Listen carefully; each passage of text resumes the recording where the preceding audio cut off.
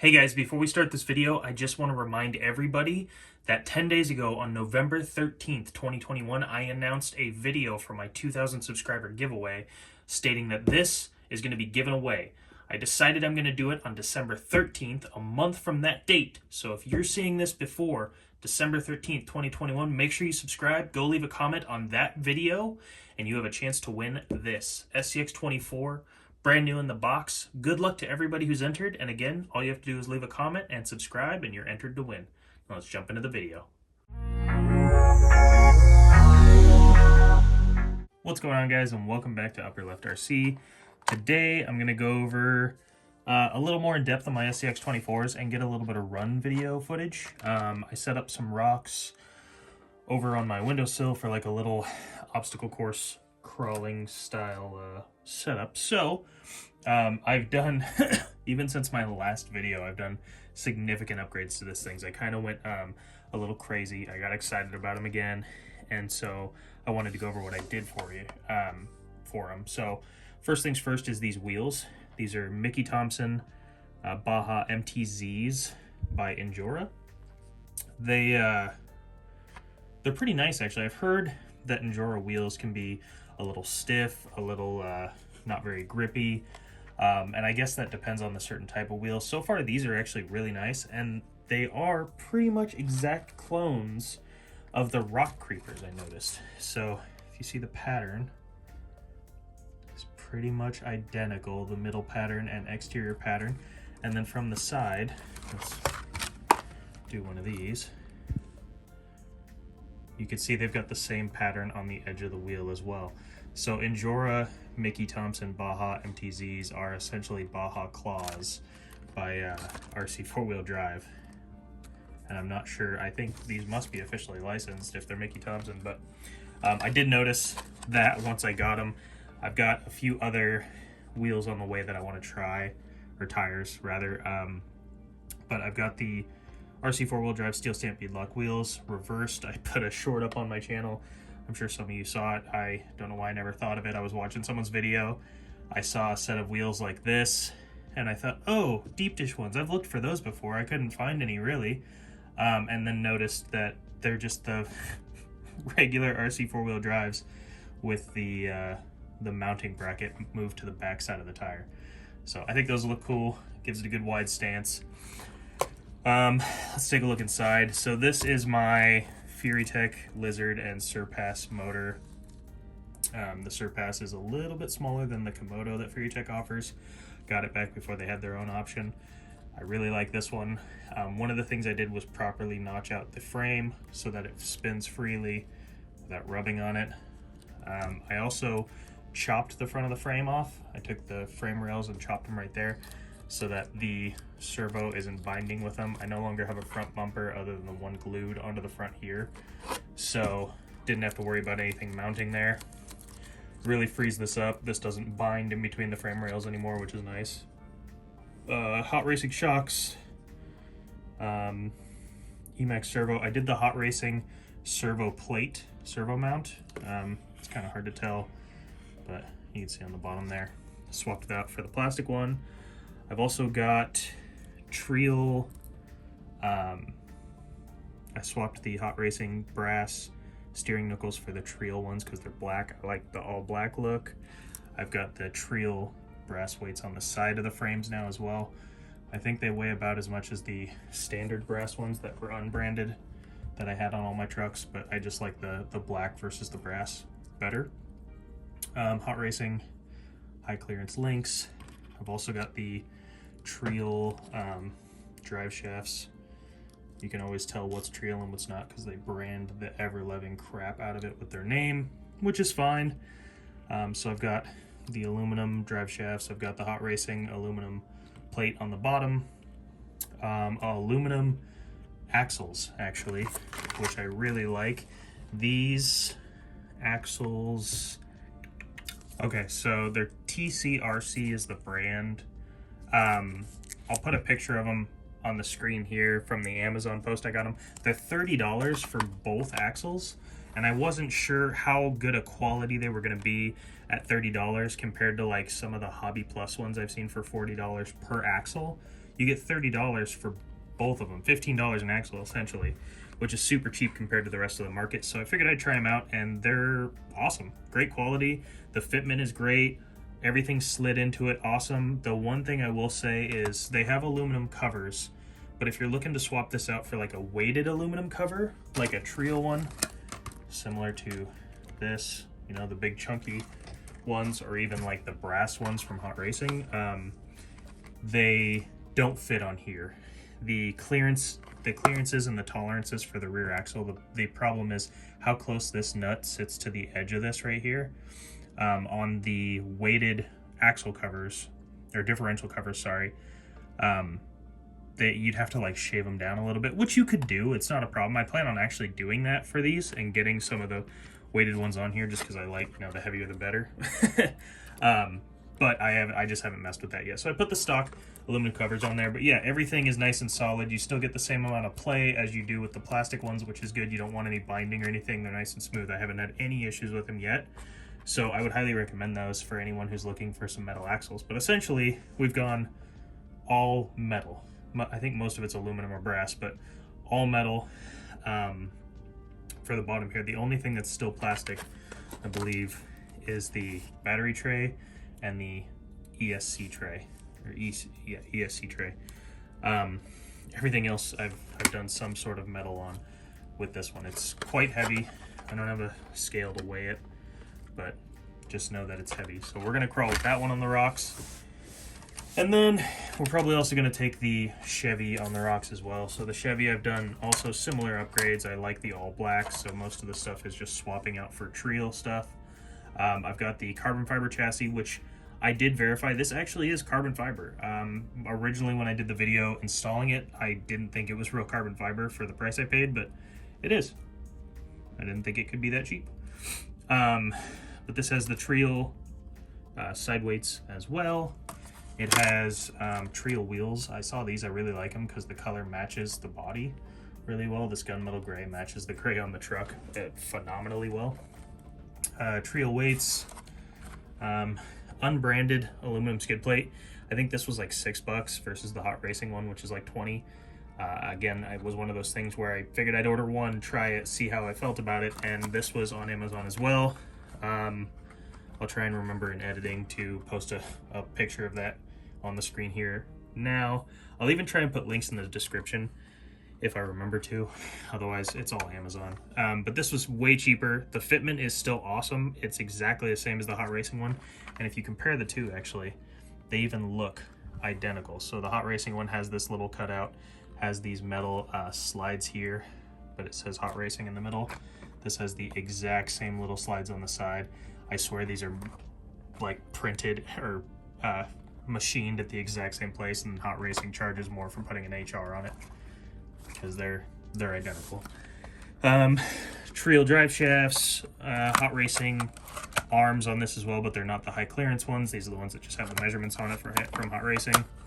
I have Power Hobby gunmetal gray, just because it matched the wheels and the body so well. You can't really see them under there, but they came as a gunmetal gray option, so I got the Power Hobby ones on there. Swapped out the Hot Racing ones I had before. Again, basically the exact same part, whether it's Power Hobby, Hot Racing. I'm sure they're made at the same factory and just labeled differently. But yeah, talked about it before. This has a Hot Racing motor. I got the actual motor plate in there, the Hot Racing motor plate, to swap out for like a Barrage or something. Which I think this is just a rebranded Barrage motor. Put the plate in there instead of the one I hand drilled, but they both work just fine. And yeah, got the Trio differential cover.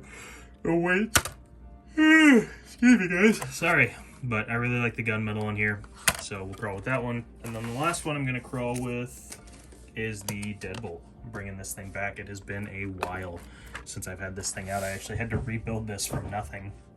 Essentially, this was the red deadbolt because my original green one is now my baby digger. But yeah, this one I just basically rebuilt, put it all back together.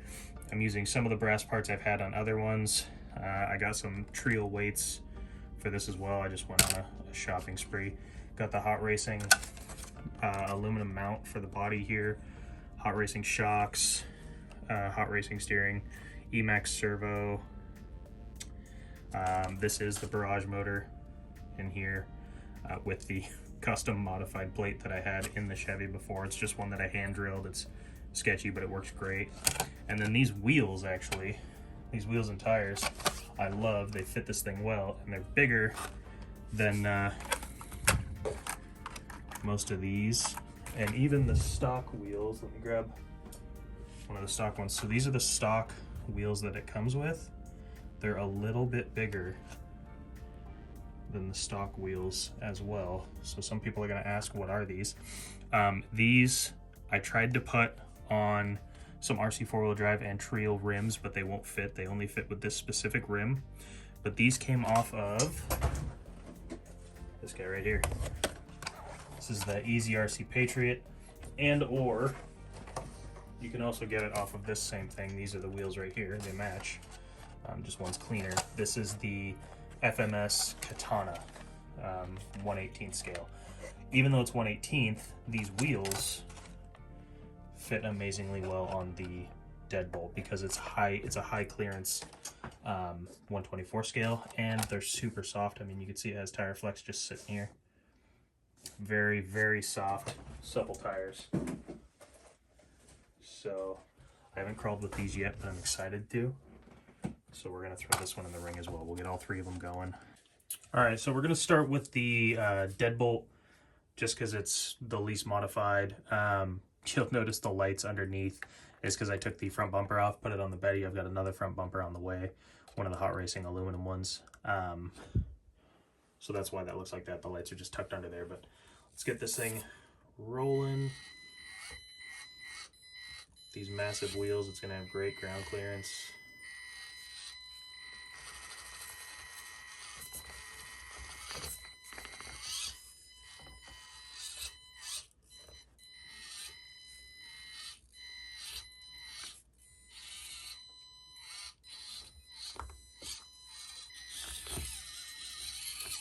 Okay, did great going that way. Let's go back now.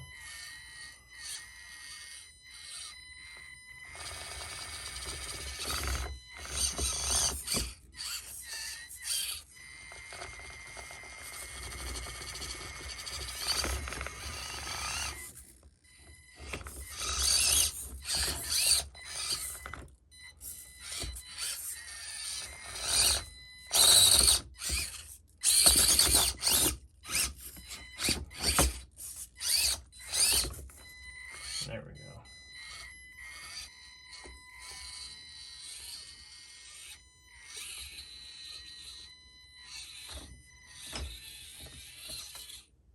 All right, up next we're going to run the Chevy C10 with its lower bumper. We're going to have to approach this at a bit of an angle.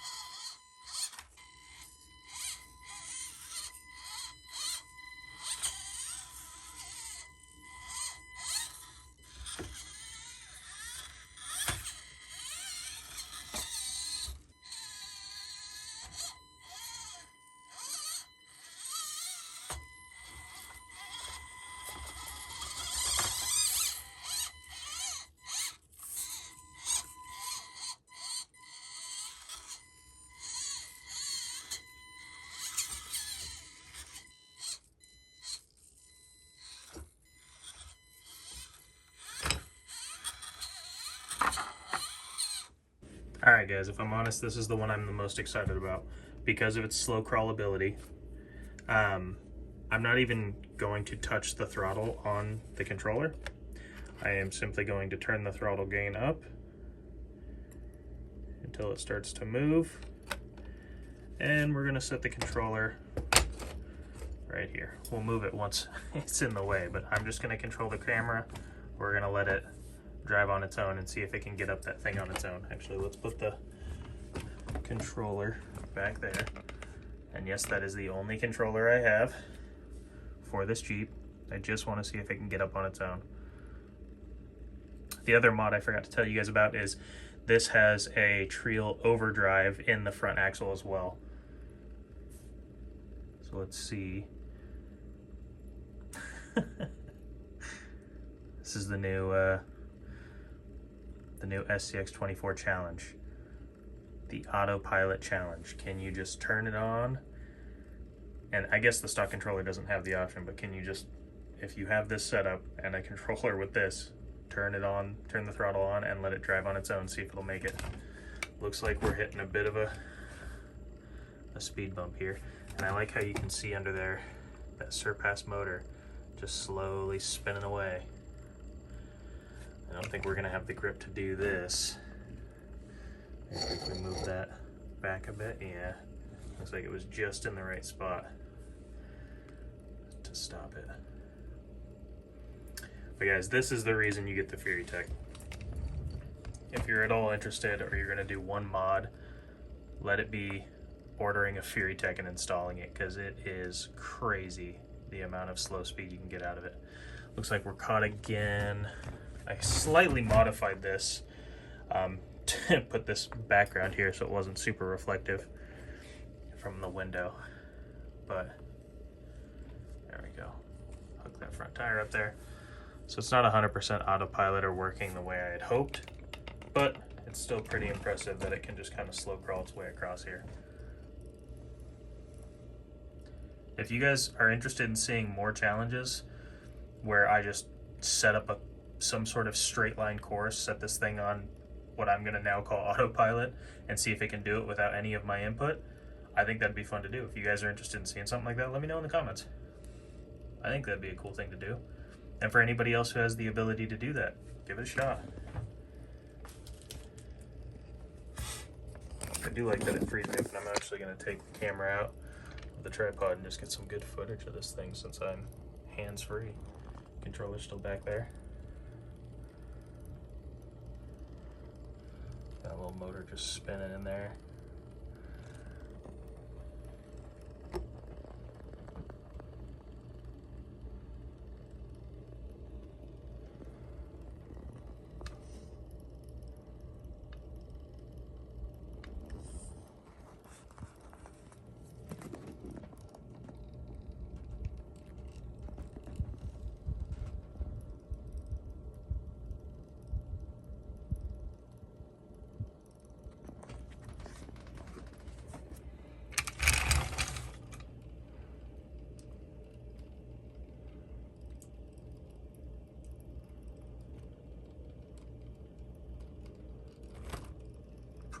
A little bit of a stutter step, but there you go.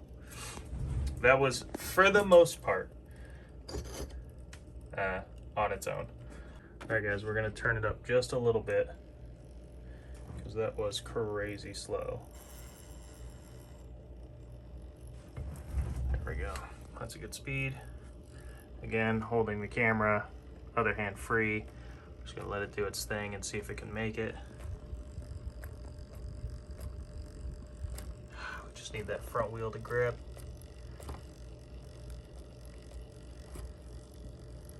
All right, we're gonna help it. Set it off to the side here. Maybe this side helps. No. It needed a little assistance.